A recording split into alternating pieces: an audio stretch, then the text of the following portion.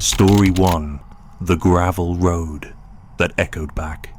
I was driving home late from a double shift when the gravel under my tires started sounding wrong. Not louder, not softer, just wrong, like the road had learned a new voice in the time I'd been gone. I killed the engine halfway down the ridge, meaning only to check a rattle, but the silence didn't return like it should. Instead, I heard it.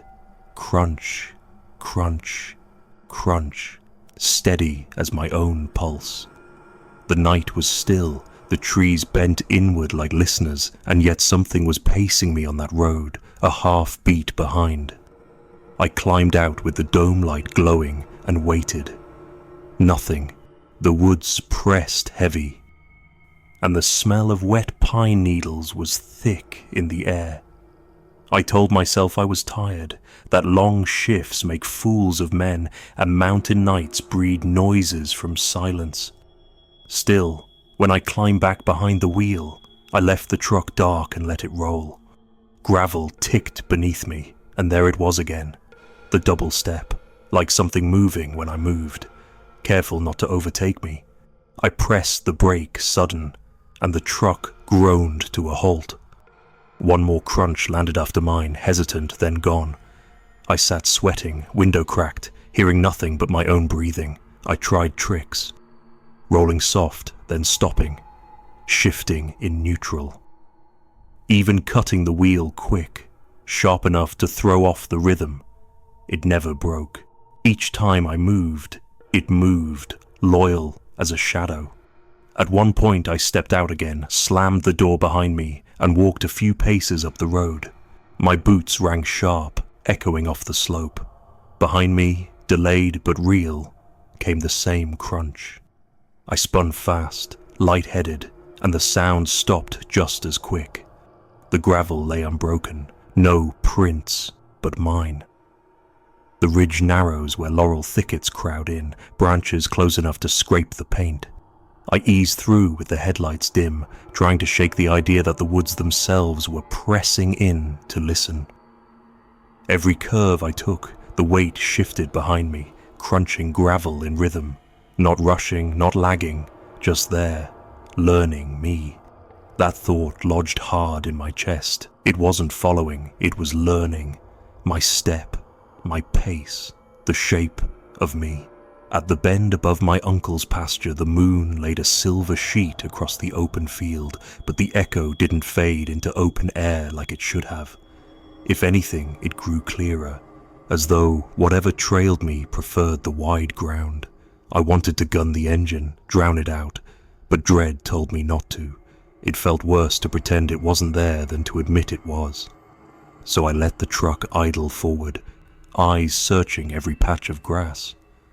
When I finally parked by the gate and cut the engine, the night fell heavy all at once.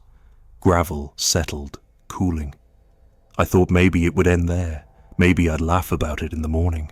Then, soft but close enough to rattle the chain on the fence, one last crunch sounded in the dark. It didn't come from behind this time. It came from ahead, waiting. I stayed in the truck until the first smear of dawn touched the ridge. Only then did I open the door, legs stiff, eyes burning from a night without rest. The gravel looked ordinary again, blank as paper. But when I started walking up toward the house, I counted my steps without meaning to, and every time my boot fell, I swore I heard another counting with me, low and patient, just beyond the reach of my ears. I never told my uncle about it, never told anyone, not until now. Because the strangest part isn't that it followed me. The strangest part is that sometimes, late at night when the world goes still, I'll hear gravel settling somewhere close by. Not loud, not soft, just wrong. Like the road remembering me, step for step, half a beat behind, waiting for me to go quiet so it can take the next one on its own.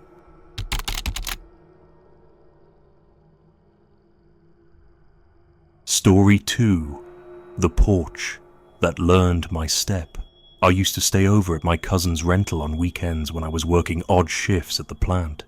It sat at the edge of a hollow, one of those houses that looks half forgotten, no matter how much you sweep. The kind with vines curled around the siding, with a porch that tilted just enough to remind you it had outlived more than one family. That porch had a voice of its own. Every step you put on it, the boards gave a sigh, low and heavy for me, higher and quicker for my cousin. After a while, you got to know which groan belonged to which person, like the wood was calling our names. I never thought twice about it until that winter night. It was late, cold enough that our breath lingered. My cousin had already gone to bed, leaving me restless with my cigarette habit. I stepped out onto the porch with the screen door clattering shut behind me. The boards groaned once, long and low, the sound I'd come to recognize as mine. I walked across, boots thumping until I reached the railing and leaned out into the dark. The hollow was still. Even the dogs down the ridge weren't stirring. I lit up, listened to the wind pressing soft against the trees. Then I heard it, my own tread. The porch gave the same long sigh again.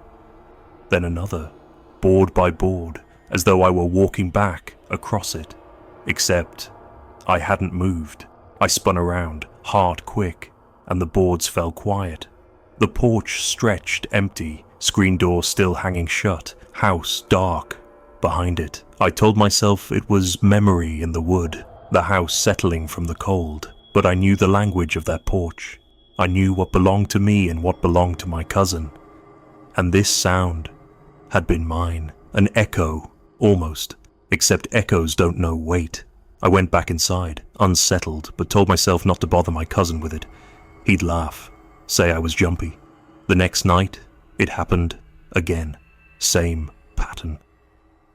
I'd step out, boards sighing under me, and when I stopped to lean against the railing, the porch carried on without me, groaning one plank at a time, like someone unseen was replaying my steps. I tried stomping once, sharp, to see if it would mimic, and sure enough, a heartbeat later, the wood answered back with the same sharp creak. I felt it all the way through my boots, like another weight was pressing the same place I had. That time I didn't finish my smoke. I flicked it half lit into the dark and went inside, locking the door though I'd never locked it before. Over the next weeks, it became a ritual. Not mine, the porch's. Each visit ended with 2 sets of sounds, mine as I crossed it, and then a second set close behind, as though something were memorizing me. It didn't happen for my cousin. I listened close when he walked out, and the boards only spoke once, light and quick. But the moment I stepped, the wood seemed to remember and repeat me. Sometimes I'd stand still, just to test it. A moment later, a single groan would answer anyway, like something waiting in place had grown impatient. I tried tricks to catch it. I stepped light on one board, then skipped to another. A second later, the porch repeated the same skip, like a game. Once, I walked out barefoot, careful, hardly making a sound. The porch still answered me with slow, heavy sighs that weren't mine to claim. That night, I didn't sleep, listening through the thin walls for any proof of someone outside. All I heard was the porch giving a lonely creak in the small hours, like something pacing with no one to guide it. By then, I'd stopped telling myself it was just wood settling. It felt too pointed, too personal. I avoided the porch when I could, but it was the only way in or out. Each time I crossed it, I braced for that extra voice to rise under my feet, and each time, it did. One sigh for me. One sigh for something unseen. The pattern became so familiar that when it didn't happen, I felt worse. Once, walking back from the store, I climbed the porch and heard only my own step. The silence that followed made my stomach drop. I stood there waiting, praying for the second creak, and when it finally came, a slow, dragging groan across the farboard, I almost felt relief, until I realized it had come from ahead of me instead of behind. It was around then I started noticing the timing. At first it followed me, later it seemed to anticipate me, as though it knew which board I'd choose next. It was like walking with someone who had learned your rhythms so well they could step in time before you even landed. I hated that thought most of all, that it wasn't copying me, it was predicting me. One night in early spring, I heard it without stepping on the porch at all. I was lying awake on the couch, listening to the crickets, when the familiar groan rose up through the floor. One step, then another, slow, measured, crossing the porch as if someone invisible were taking my place out there. I sat frozen, the smoke alarm's little red light winking above me, the sound of boards moving inches from where I lay. I wanted to wake my cousin, but I didn't. Some things sound smaller when kept to yourself. I listened until the steps reached the railing, then stopped, leaving the house sunk in silence again. I didn't breathe easy until morning. I moved out a few weeks later, told my cousin I'd found a cheaper place closer to town. Truth was, I couldn't bear the weight of that porch learning me any longer. He still lives there, and when I visit, I notice it doesn't play tricks on him, but I won't step onto it again. I stand in the yard and wait for him to come meet me. He teases me for being skittish, says the boards are just old pine. Maybe so, but sometimes when the night's quiet, I catch the sound again in my memory, the doubled groan of weight where no one stood, and it's always mine, never his. I don't think the porch wanted him, I think it wanted me, and sometimes, late at night when the world goes still, I wonder if it still does. I'll be walking through my own house, floorboards creaking, and I'll hear it. One step for me, and another, patient, half a beat behind, as though some old wood out there in the hollow is still practicing my name.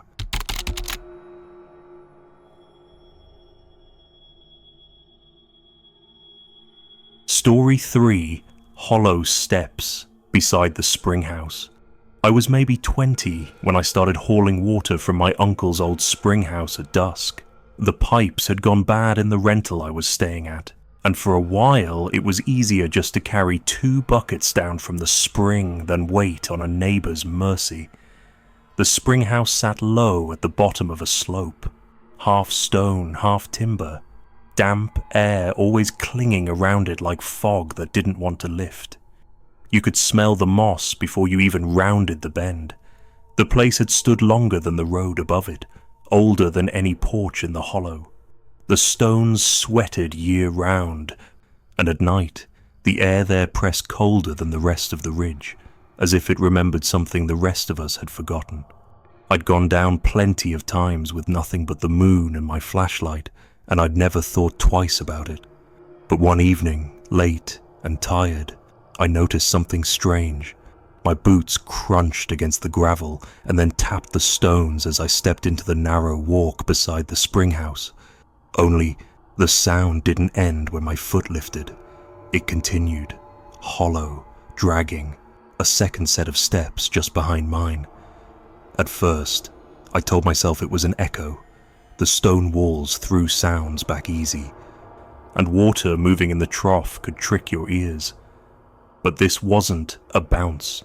It was slower, like someone heavier was keeping pace, a half a beat late, learning the shape of my stride.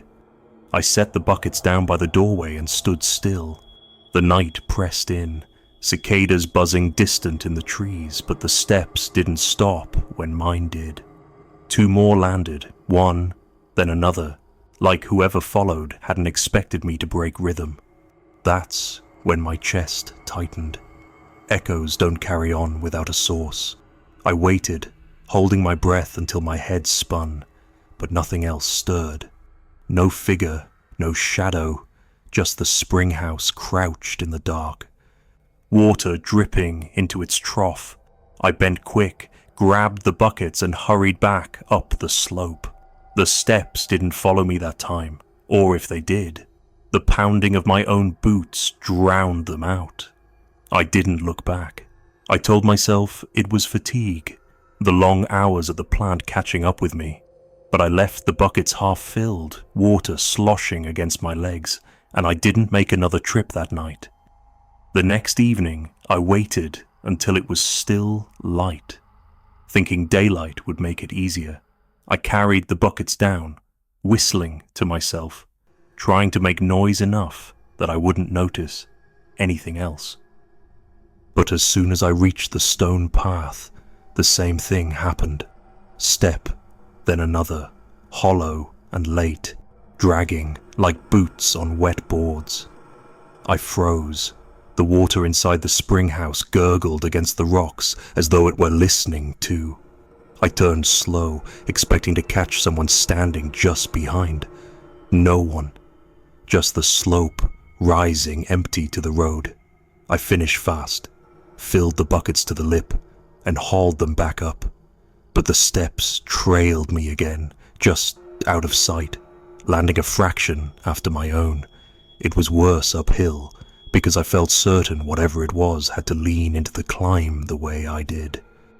When I reached the ridge road, I dropped the buckets and scanned the hollow, but the path lay blank, stones wet only with moonlight. After that, I tried to avoid going alone. Sometimes my cousin came with me, and when he did, nothing happened.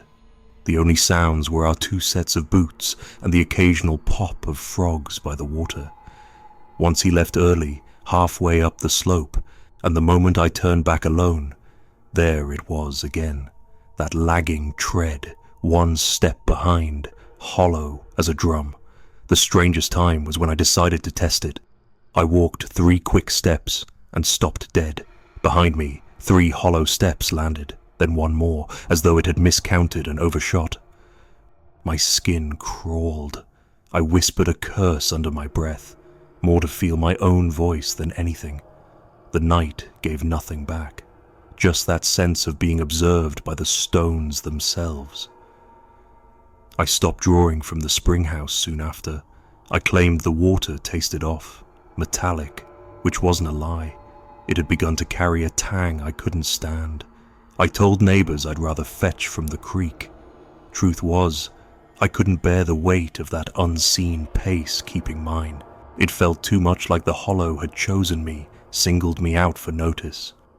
But I still think about it, especially in quiet moments when I walk alone. Because the last time I dared to go down there, one early morning before dawn, I made the mistake of listening close. My boots landed soft on the stones, and so did the other set, but this time they didn't lag behind. They fell with mine in unison, like something had finally learned me well enough to walk as I walked. I fled, buckets abandoned, and I never went back. To this day, when I hear footsteps behind me on gravel roads or old porches, I remember the hollow steps beside that spring house. I tell myself they belonged to no one, but in the deepest part of me, I know better. Something had followed, patient, waiting for me to stop so it could continue on its own, and maybe it still is, carrying my rhythm long after I left the buckets behind.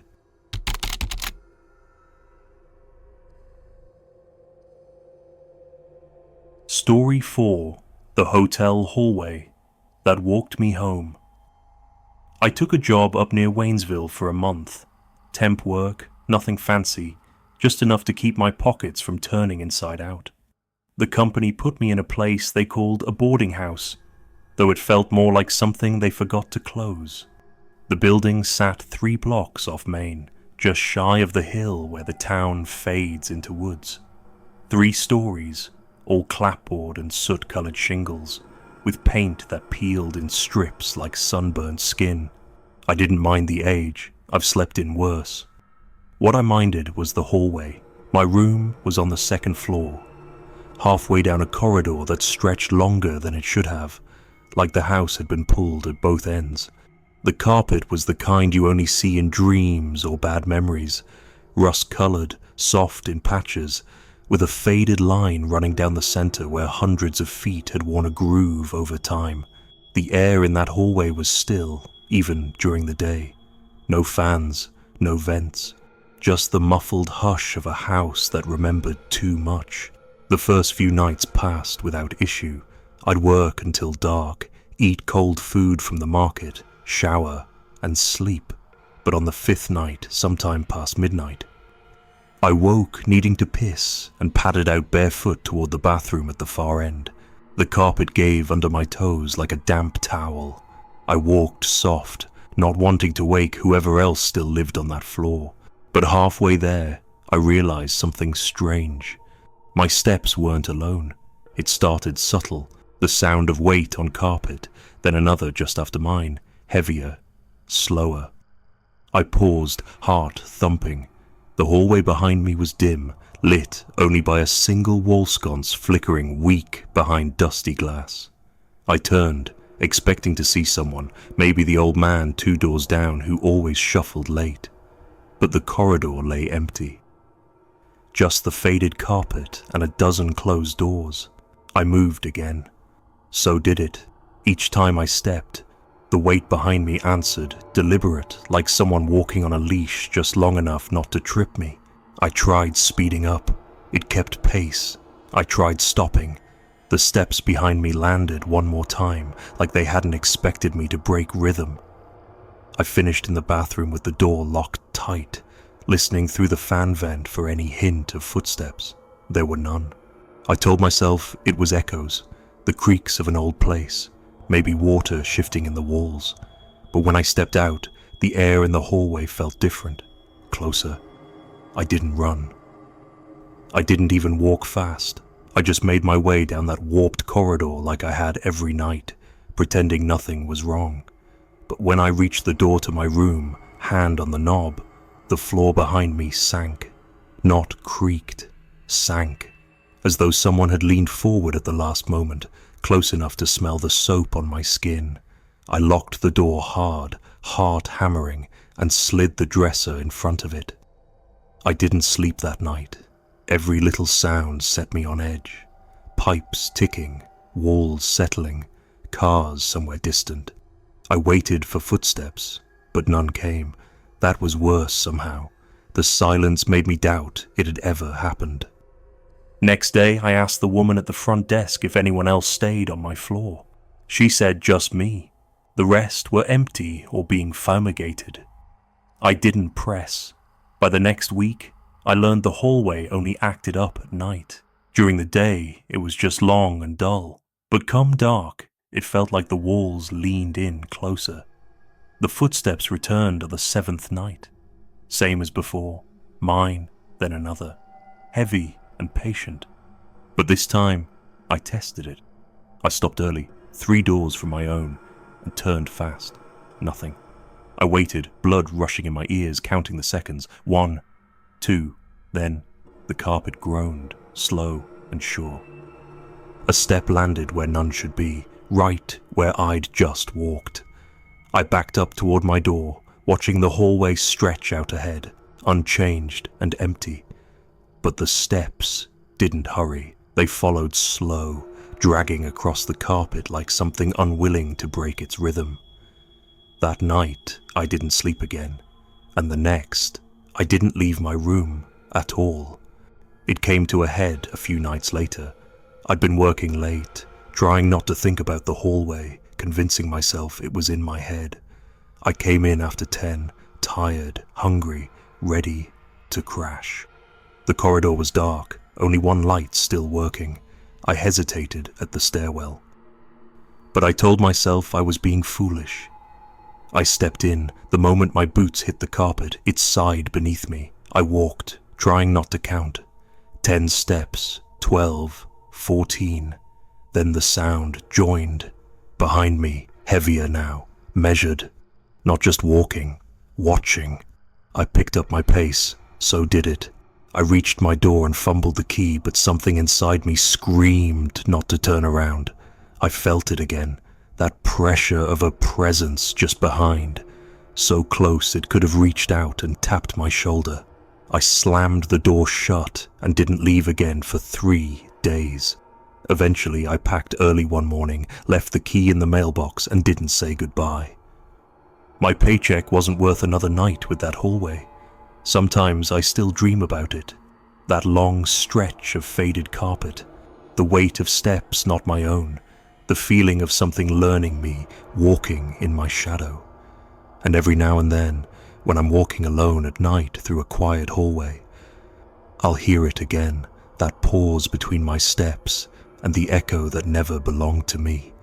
And I wonder if the hallway ever stopped walking, or if it simply found someone else to follow home.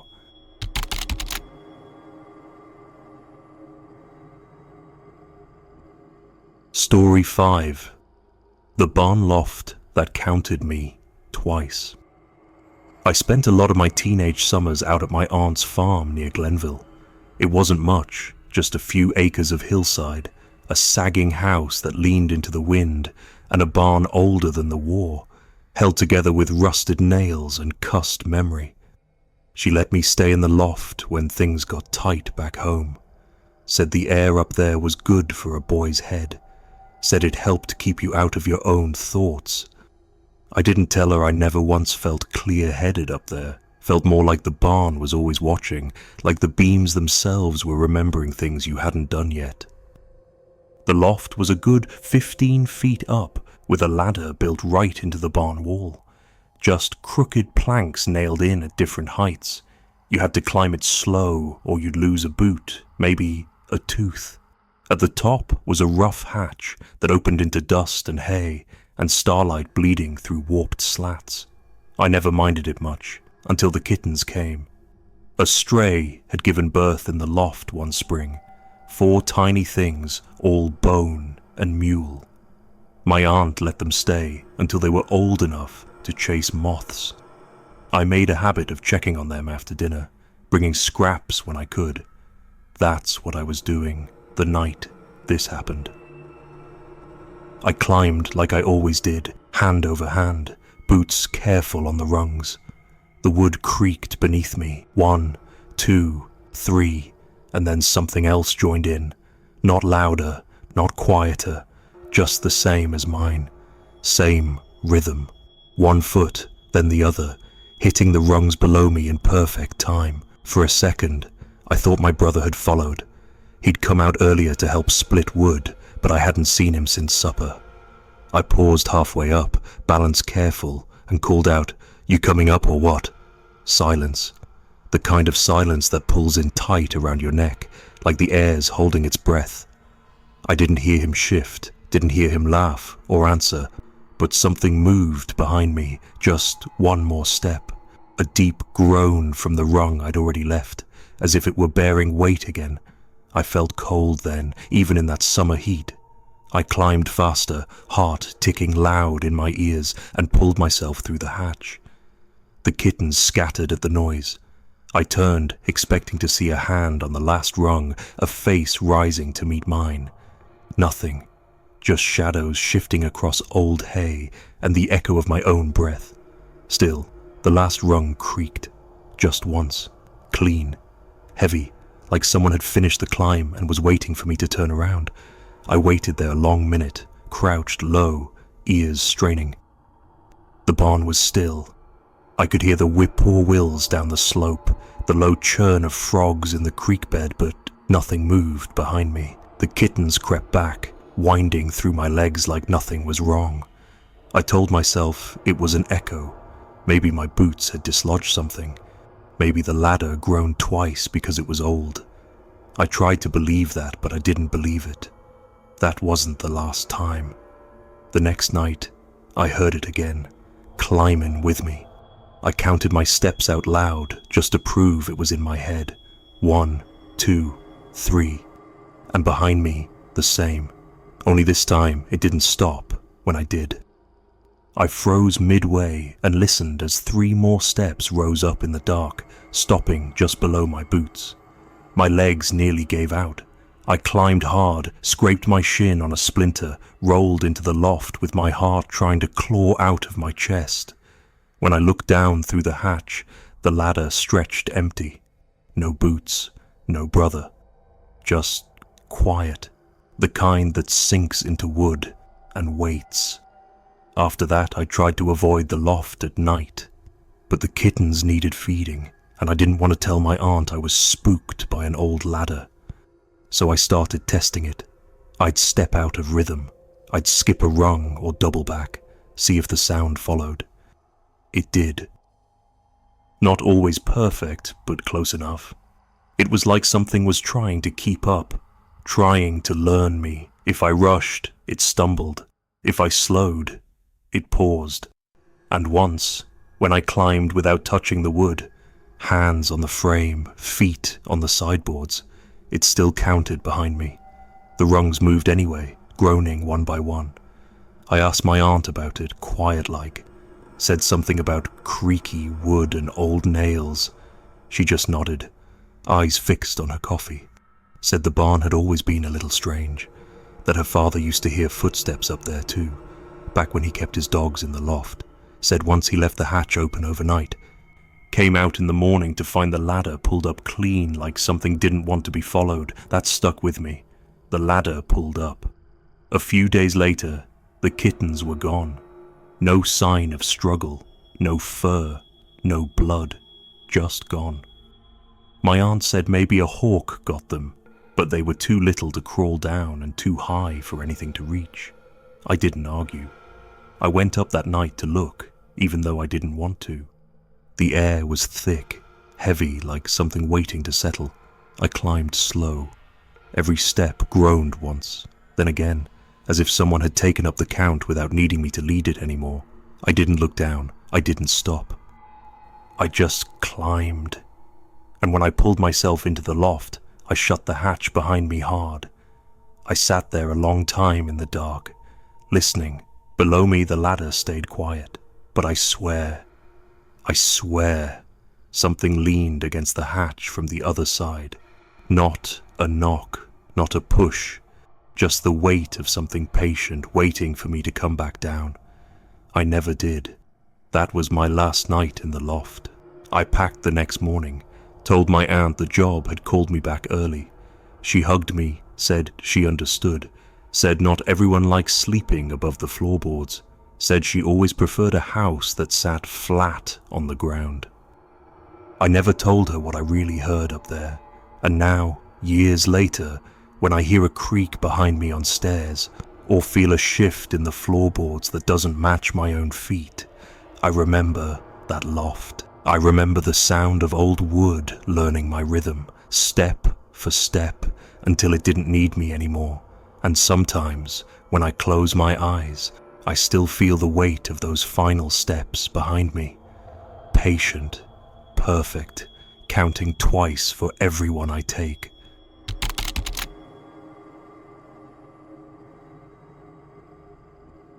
Story 6.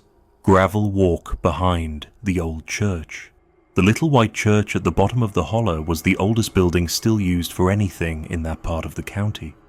It had a steeple that leaned just enough to make you nervous, windows painted shut for decades, and a bell that hadn't rung since I was a boy. Folks said it was cracked, but I always thought maybe it just didn't want to be heard anymore. Every Sunday we filled its pews, mostly old-timers and a few stragglers like me. On Wednesday nights, we'd have choir practice. Nothing fancy, just Sister Margaret at the piano and a handful of us trying to keep the old hymns alive. I wasn't much of a singer, but I liked the quiet, liked the way the church felt after dark, still and weighty, like the building remembered more than it let on. It was late autumn the night it happened, air thin, trees stripped to bone, wind whispering through the hollow like it had somewhere to be. I'd stayed after practice to help lock up, same as always. Margaret had already left, her headlights curling up the gravel road toward town. I did a final sweep, killed the lights, and stepped out into the cold. The gravel walk behind the church stretched a narrow curve toward the back fence, past the storage shed and the little graveyard that slid down into the woods. It's the kind of path you don't think about when the sun's up, but at night it feels longer than it should. The gravel's the worst part, loose and round like creek stones, never settles right underfoot. It rolls, shifts, sings with every step. That night, I started down it like always, my boots crunching slow and steady, thinking about the drive home and whether I'd left the porch light on. About halfway down, I heard another set of steps. At first, I thought it was just my echo. The gravel's tricky like that, throws sound in strange ways. But this wasn't an echo. It was faster than me, lighter, like bare feet or soft shoes chasing close. I stopped, turned around. The church loomed behind me, windows dark, door shut tight.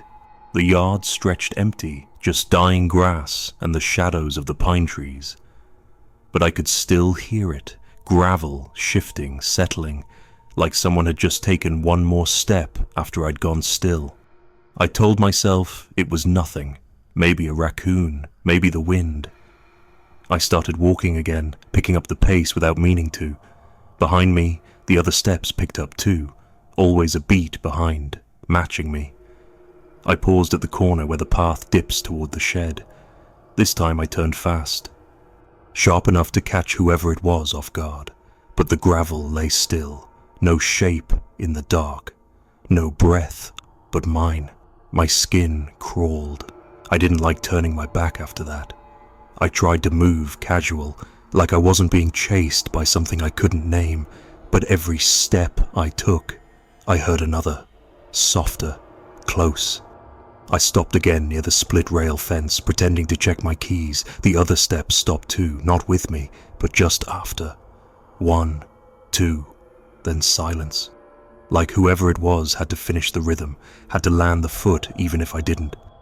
I stood there for a long minute, waiting, listening, but the wind had gone quiet, and all I heard was the blood in my ears. When I stepped off the gravel and onto the packed earth of the road, the sound changed. My boots thudded dull against the dirt, but the gravel kept singing behind me. 3 more steps, fast and light, like someone had run the last few feet. I turned again, slower this time, careful.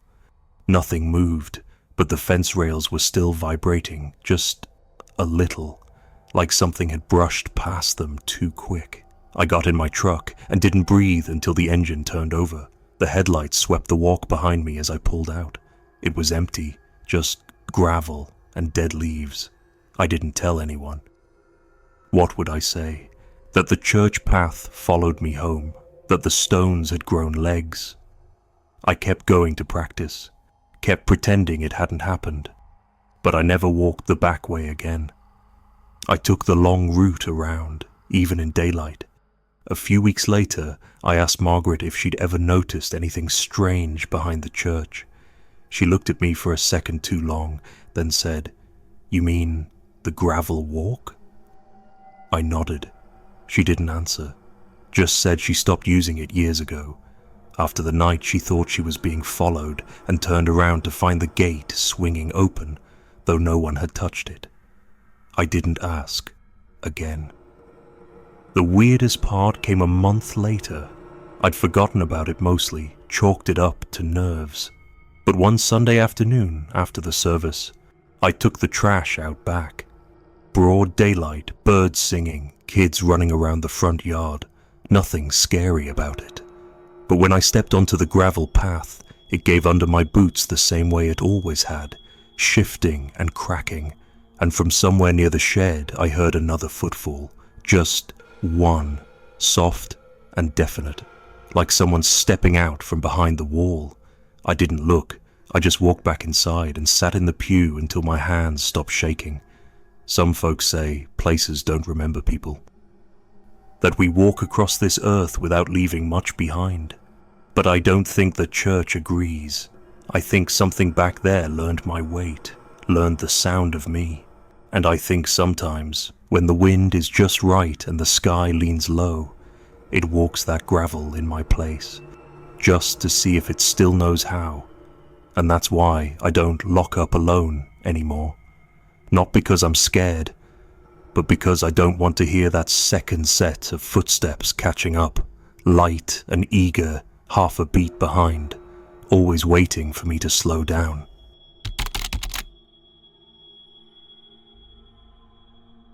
Story 7. The cabin floor that followed. I rented the place because I needed out, just for a bit.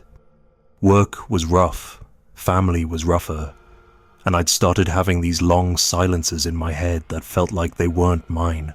So I found this old hunting cabin east of Spruce Fork, tucked far enough back into the ridge that cell service vanished before the driveway even started. The listing said rustic, which is polite for slanted and drafty. No insulation, one wall crooked where the hillside had shifted under it, and a wood stove that hadn't seen fire since Reagan was president. But it had 4 walls and a roof, and I wasn't looking for much more than that. The first couple of nights were fine. Cold, but fine. I'd get the stove going, drink instant coffee until the nerves unwound, then crash on the cot with 6 layers of quilts and the hiss of wind through pine needles. No internet, no phone, no knocks on the door. Just me and the trees and a quiet I hadn't felt in years. I started walking the floor at night just to keep warm. The boards were loose, warped, soft in places, and they had a voice all their own. Every step you took they'd answer, some high and quick, some low and deep, like something groaning beneath you. They felt lived in, the kind of floor that remembered. It was maybe the 4th night that I noticed it. I'd been pacing from the stove to the cot, mug in hand, thinking about nothing in particular, when I realized the sounds weren't lining up. My boots hit the boards and creaked like they should, but then there'd be another sound, similar, but late, not an echo, just delayed, like someone else was walking where I'd just been, trying to get the rhythm right. I stopped mid-step, holding my breath. One more creak followed, soft and deliberate, exactly 1 second behind. I stared at the floor, willing it to stillness. The cabin didn't move. The wind hissed outside like always. I took another step, creak, and then waited. A heartbeat later, the floor behind me sighed again, quieter but heavy. I spun around, nothing. The cot, the door, the stove, empty, still. But I swear the board I'd stepped on 2 seconds earlier looked like it had just begun to rise, as if someone had just stepped off it. I didn't sleep well that night. Every time I shifted in bed, the cabin seemed to shift with me, not right away, just after, like it was waiting to see what I did first. I tried to forget it the next day, told myself it was the wood expanding in the heat, the stove playing tricks on the beams. But that night, when the fire died down and I started walking again, it came back. This time, I tested it. I stepped on a board near the window, quick, then doubled back without warning. Still, it followed. 1 beat behind, landing where I'd been. I walked in patterns. It mirrored me. Once I stepped soft, barely pressing the heel down, and still the board gave a slow groan after I left it, like something heavier than me was dragging its foot. That's when it shifted from strange to wrong, because it didn't just sound like steps. The floor began to feel it. I could feel the pressure behind me, boards flexing, bowing just enough to catch the breath in my throat. I'd walk and feel the dip behind me, like a second body was learning my weight, memorizing it. The boards didn't just creak, they bent. I stopped pacing after that, sat on the cot and waited, but even still, the cabin didn't settle. I'd hear one of the boards near the stove groan like someone had shifted their stance, easing weight from one foot to the other. I'd hold still, eyes fixed on the floor, and sometimes, just sometimes, I'd see it. A board I hadn't touched would slowly rise, slow as breath, like it had been pressed down by something that didn't want me to see it move. I should have left. I know that now. But the road out was muddy from snowmelt, and the trees pressed in so tight I didn't want to brave them in the dark. I told myself I'd leave in the morning, just one more night. Around 3 I heard something knock under the floor. Not loud, just a single tap, right under the cot, like a knuckle brushing wood from the other side. Then again, slower. I stood, heart thudding, and the floor moved behind me, just a little, just enough. I grabbed my coat and boots, decided I'd sleep in the truck if I had to, but when I opened the door, the wind hit me like a wall, freezing, sharp, biting through every layer. The trees moaned with it, branches cracking in the dark. I shut the door again, stupid, weak, I know. But the fire was still alive, and I figured if something wanted me, it would have had me already. The last thing that happened. I don't know how to explain it right. I was sitting on the cot, not moving, not blinking, trying to stay awake. And the floor began to walk, not all at once. Just one board after another, groaning across the room from the door toward me, slow, steady, measured, not matching my steps now, but its own. The pressure landed one board at a time. I could feel it ripple beneath me, closer and closer, until the last one, right under my feet, bent ever so slightly, like something had finally stopped there, watching. I didn't sleep, I didn't blink. When the sun rose, I was out the door before my boots were fully tied. The truck started barely, and I didn't look back until I hit pavement. Even then, the cabin sat still on the hill. No smoke, no sign of life. Just that same crooked wall leaning into the wind. I told the owner I left early. Told him I didn't need a refund. He didn't ask why. That was last winter. I haven't gone back, but I think about it.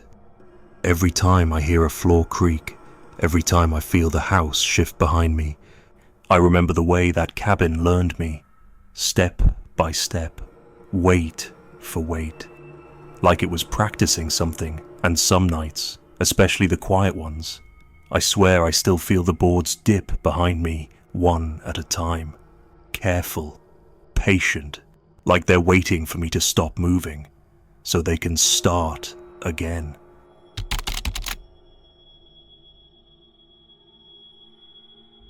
Story 8. Footsteps at the edge of the quarry. I was 16 the night we camped out at the edge of the quarry. It wasn't a real campsite, just a half circle of dirt and flat stone where the trees broke open and gave way to sky. The quarry had been dry for decades, just a jagged bowl of shale and scrub that dropped out under you if you didn't watch your step.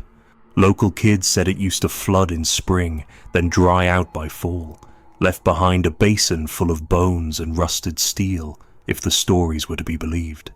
I'd never gone up that far until that night. My friends, Jason, Kyle, and Ben, dared me to. Said I was the only one dumb enough to walk the rim in the dark. Said the sound up there was different after midnight, like the rock remembered what it used to hold. We got there just before sundown, hauled in our gear and set up 2 tents. The sky went cold fast once the sun dipped behind the ridge, and by 10 we were wrapped in flannel and drinking stolen beer by the fire. The wind came and went, same as it always does up high, soft, then still, then biting like it had teeth. We laughed louder than we meant to, voices bouncing off the shale walls and dying fast, like the quarry didn't want to carry them. Around midnight, they brought it up again. Jason nudged the lantern closer to my face and said if I was half as tough as I claimed, I'd circle the rim and come back through the trees alone. Just a loop, 10 minutes tops. Kyle handed me a flashlight and cracked another beer. "You won't even make it past the gravel," he said. "Too quiet up there." I shrugged, mostly to prove I could. My boots were already laced, and I figured the moon was bright enough to make it worth the risk. The trail wasn't marked, but you could feel your way around the rim if you stayed light on your feet. The guys watched me go, their faces lit orange behind the fire like figures half sunk in smoke. I didn't look back after the first 30 yards. The ground changed quick once I left camp. Dirt turned to shale, then to packed stone and clumps of scrub grass. The quarry rim dipped and climbed in soft, uneven rolls, and the trees leaned in strange ways, all bent away from the edge. My boots crunched loud at first, every step knocking loose chips of rock that skittered toward the drop. I kept the flashlight low, swinging it just enough to see the path ahead. The fire behind me faded fast. The wind rose slow. About 5 minutes in, I started to hear it. At first, I thought it was me, my own boots echoing too long, too sharp, but then I noticed it didn't match. I'd step, then a pause, then another crunch, like someone was walking half a beat behind. I stopped fast, and the other sound took 2 more steps before going still. I spun around, flashlight jittering across brush and black trees. Nothing. Just the quarry wall falling away into shadow and the still line of pines beyond it. I called out, just once. Stupid, I know. But I thought maybe Kyle had followed, thinking it'd be funny to spook me. My voice died so fast in the air that I almost didn't believe I'd spoken. No echo, no answer. The dark soaked it up like water into dirt. I started moving again, slower, listening harder. My own steps were sharp and even. The other ones weren't. They were softer but longer somehow, like whatever followed wasn't wearing boots. I kept trying to tell myself it was animal, maybe a deer, maybe a fox. But the rhythm was wrong. Animals don't walk like that. Not in step. Not just behind you. The path curved hard near the west drop, where the shale cliffs pitch out wide and the brush thins. That's when the footsteps changed. They sped up. I slowed. They caught up. It felt like someone getting too close in a hallway, breath on your neck, weight at your back. I stopped again, heart thumping, and this time the sound didn't stop. 1 more step, then another, closer. One of the rocks behind me shifted, not rolled, shifted as if weight had settled on it. I ran, not smart, not brave, just full of that kind of fear that skips your thoughts and jumps straight to your legs. The flashlight bounced wild in my hand. I could hear the rocks breaking beneath my boots and the edge to my left, closer now than I liked. Behind me, the steps broke into a sprint, not fast, just insistent. Like it wasn't chasing me, like it already knew where I'd end up. I hit the tree line blind, branches clawing at my arms, and I didn't stop until I saw the fire again. I dove through the brush, hit the dirt beside the tent, gasping like I'd outrun a bear. The others sat up fast, startled, but before they could speak I held a hand out, listening. Silence. Nothing moved. Jason asked if I'd tripped. I shook my head. Kyle laughed, said I must have scared myself. But Ben, who hadn't said much all night, leaned close and said, "Your boots are covered in dust." They were, but not just dust. The toes were grey, fine as ash, and trembling, just a little, like I'd stepped off something that hadn't stopped moving yet. I didn't sleep. I kept one hand on the zipper of the tent and one on the flashlight. Every breeze outside made the fly ripple, and each ripple made me think of feet stepping closer. I told myself it was over. I'd run fast. I was safe. But the worst part wasn't the running. It was that feeling back on the rim, right before I broke. The feeling that whatever had been behind me wasn't trying to catch me. It was walking me back.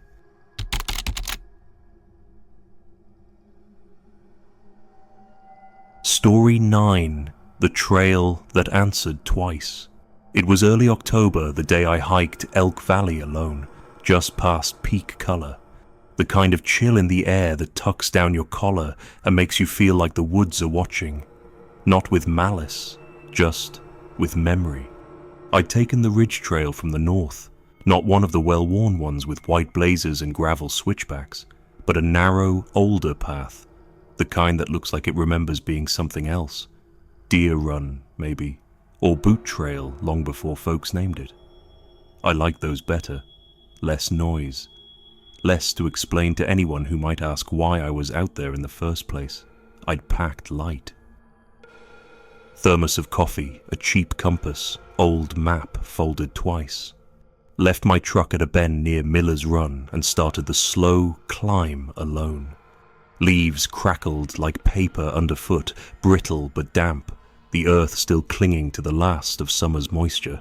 The sun was filtered yellow and cautious, and the woods had that muted kind of hush where even the birds feel reluctant. The trail twisted up past old stumps and fern beds, higher into hollows no one's named in a long while. The air smelled like turned soil, moss, and something a little sweeter. Wet bark, maybe, or the ghost of something rotting nearby. I don't know the exact moment it started. Somewhere along that ridge, past a fallen cedar and a place where the trail cuts sharply around a sandstone outcrop, I noticed it, not heard it, felt it. My boots pressed into the earth and the ground gave back, like always. But a second later, the forest gave a second answer, not an echo, not sound at all. It was pressure, like something else was stepping where I had, only out of sync, one beat ahead, one beat behind. At first I thought it was just trail fatigue. You walk long enough alone, your brain starts filling in shadows, but it didn't stop. I'd step once, and the earth would answer twice. A soft give up ahead, a breath behind. Like something had memorized the rhythm of me and was trying to walk me in stereo. I paused at a downed hemlock, pretended to sip coffee just to stop moving. The trail held still.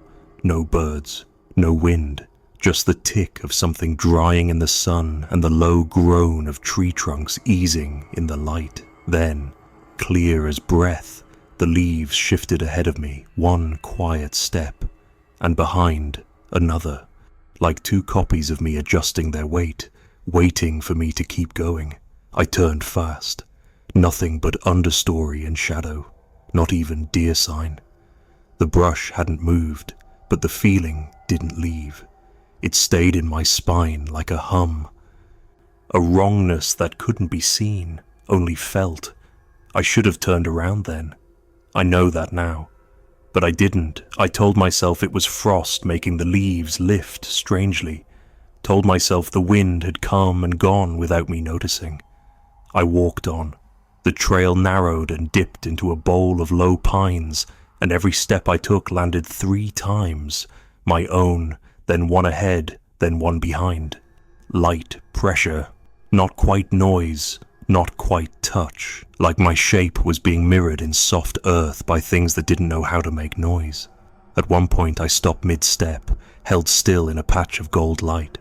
The forest stopped with me, and then, after the longest few seconds, one more step landed behind me, too close, too careful, not playful like an echo, not delayed like a mistake. It was intentional, precise, learning. I turned again, slow this time, and scanned the trail behind. Nothing there, but the leaves had shifted. I could see where I'd come from, my own tread faint in the duff. But beside them, just barely, smaller impressions, not full tracks, just suggestions, like someone had learned to walk lightly, so lightly they didn't leave anything behind unless you looked hard enough. The trail led down into a ravine after that. Wet rock, moss underfoot, a slow curve around a dry stream bed. That's where it got worse. Because now the pressure wasn't just around me, it was inside me.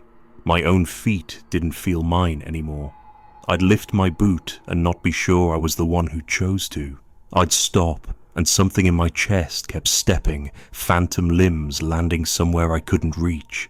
It was like being split open by rhythm, each half of me walking its own pace. One that wanted to finish, one that didn't. The trail opened up ahead into a clearing I didn't remember seeing on the map. No landmarks, just flat leaf litter and 3 standing stones sunk into the dirt like teeth. I didn't go near them. I stood at the edge, chest tight, and felt the pull of something moving forward into the clearing, even though I hadn't decided to walk. That's when it hit me. Something had learned me. Not just followed, not just mirrored, learned me. My gait, my timing, the way I shifted weight when I hesitated. It knew me down to the pressure I left in soil, and I think, God help me, I think it wanted to keep walking, with or without me. I turned and left that place, fast, not running, but not slow either. I could feel the trail close behind, still answering. One step of mine, one not. One of mine, one not. It didn't stop until I reached the ridgeline and found the marker tree I'd passed hours before. Even now, back in town, weeks later, I catch myself pacing rooms without meaning to. And sometimes, only sometimes, when I stop, I swear my legs keep going. Just a second too long. Just a step out of place. As if some part of me never stopped walking that trail. As if something still has the shape of me in its hands and it's testing it, wearing it, taking it farther than I ever meant to go.